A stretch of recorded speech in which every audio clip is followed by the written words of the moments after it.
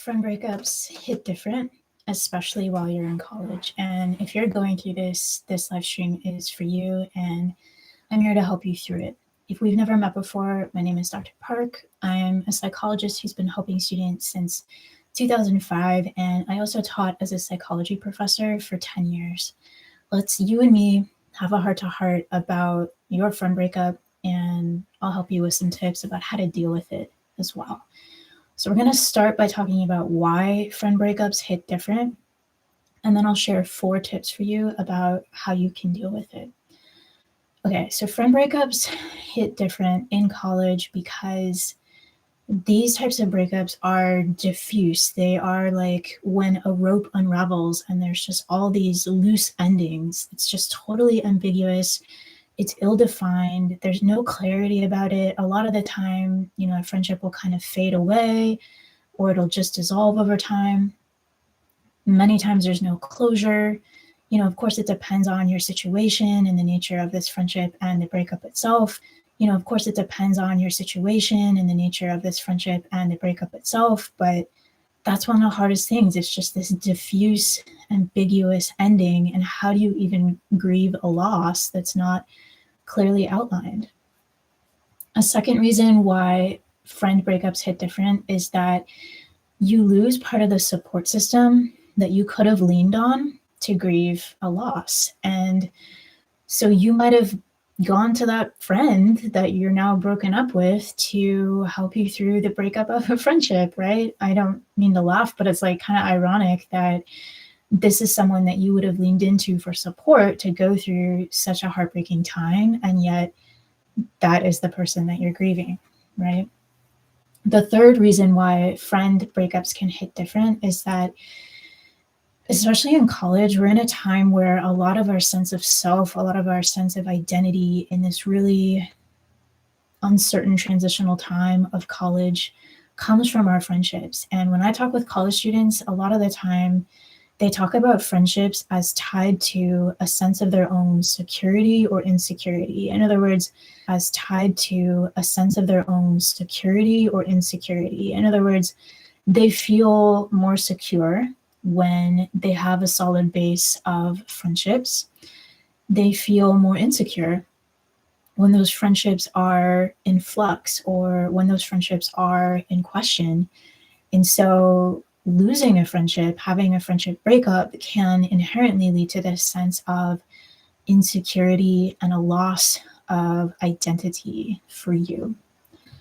And the last reason I'll share about why friend breakups hit different is that there's really no script for this. Let me move my mic a bit here. Like in TV and movies, we typically see how a romantic breakup goes. And again, different every time, but like we kind of see how that progresses. We kind of see that it's clear to both people that a breakup has happened.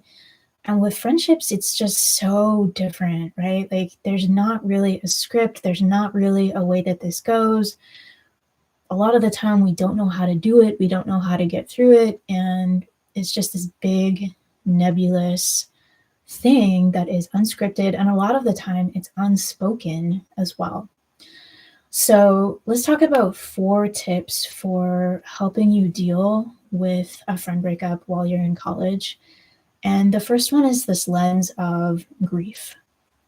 When I've gone through painful friend breakups in my past, one of the most helpful things for me is to just really recognize that this is a grief process. And if you've gone through grief in a different way when someone has passed away in your life, maybe you have or you haven't, but like grief typically involves a lot of different colors, a lot of different variations. And so it's like you go through these waves of sadness, of anger, of bargaining, of revisiting your regrets. Sometimes you want to apologize. Sometimes you second guess whether you should apologize.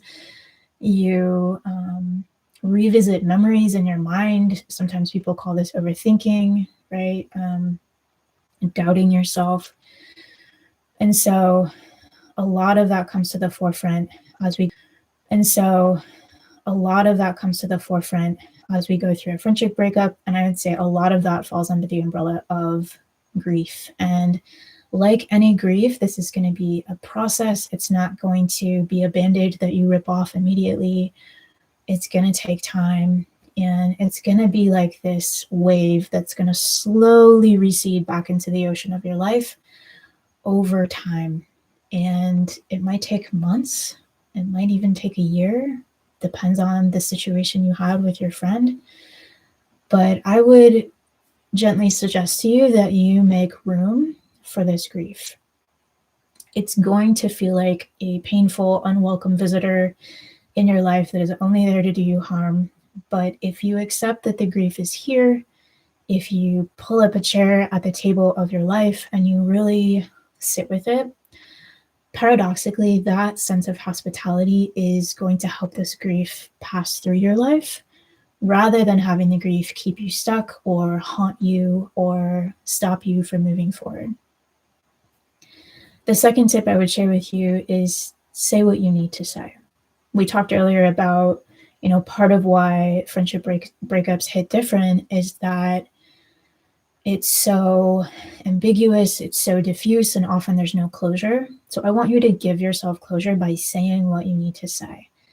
And we can become very consumed by overthinking, by revisiting memories in our mind. And you might be having conversations in your head about what you said, what you didn't say, what you wish you had said, what they said, and so on. And so please do not pick up your phone and text this person a manifesto of why you're not friends anymore, or defend yourself, or justify, or have the last word, or anything like that. No manifestos, please. Here's what I want you to do instead. This is only for you, okay? Just open up a journal, write out a goodbye letter to your friend. Vent your anger, express your regrets, say what you appreciated, clarify what you'll miss, what you won't miss, apologize if that seems appropriate.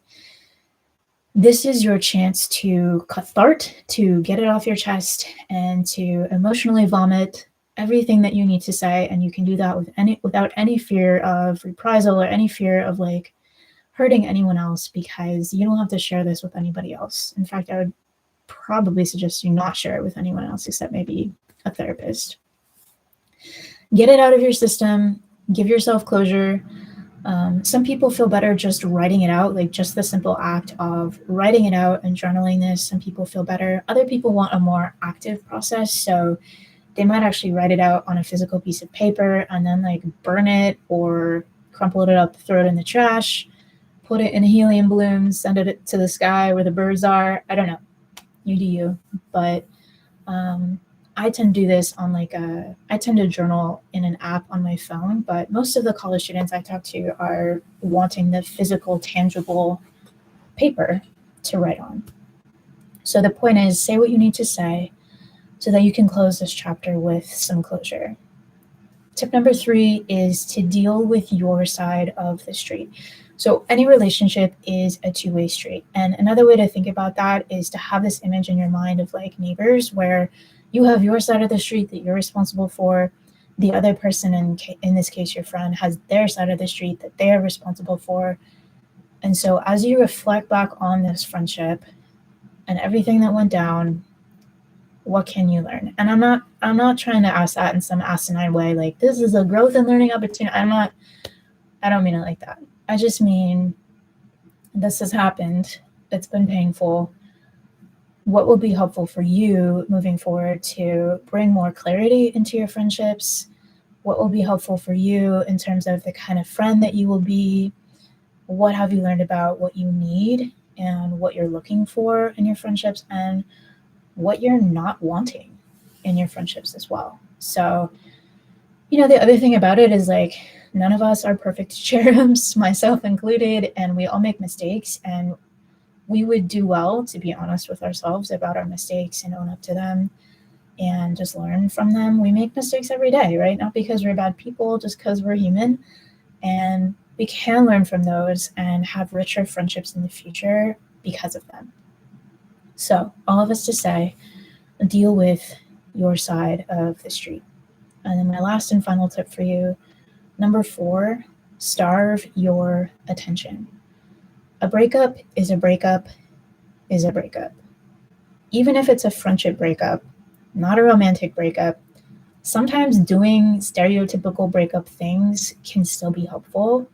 I went through a friendship breakup once where I actually did get rid of all the physical objects, the physical stuff that reminded me of that friend, because it was too painful to look at those things and it brought back memories every time I did. So I didn't want to be wandering down those corridors of my mind in random moments of my day whenever I saw that stuff. So I didn't want to be going into those, rooms of memory so often, and getting rid of the physical stuff did actually help.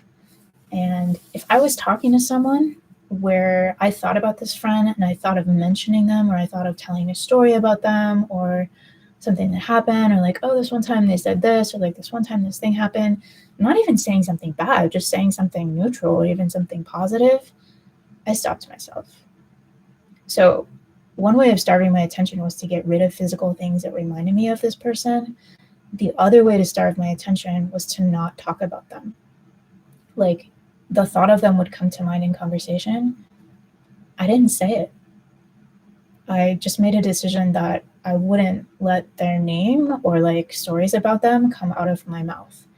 And that might sound harsh, but it can be really helpful, because our words have power. And if we're talking about someone, we're reinforcing our thinking about someone, and then we're more likely to think about them more. So I actively prevented myself from talking about them. And this is what I mean when I say starve your attention.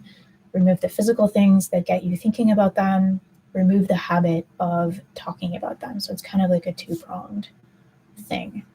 Make a concerted effort to divert your attention away from this friend. And over time, this can help you divest your time and your energy and your heart away from the friendship, so that you can invest more time and energy and heart into friendships that are more aligned and that will be more life-giving for you now.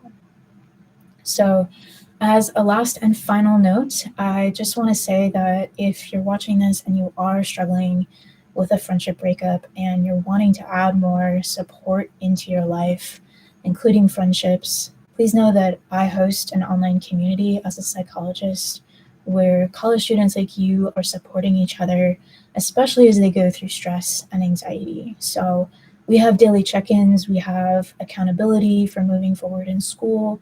We also have live study buddy sessions as well. So if that sounds like a good fit for you, check it out. I'll leave a pinned comment below so you can join us. And I hope to see you there. All right.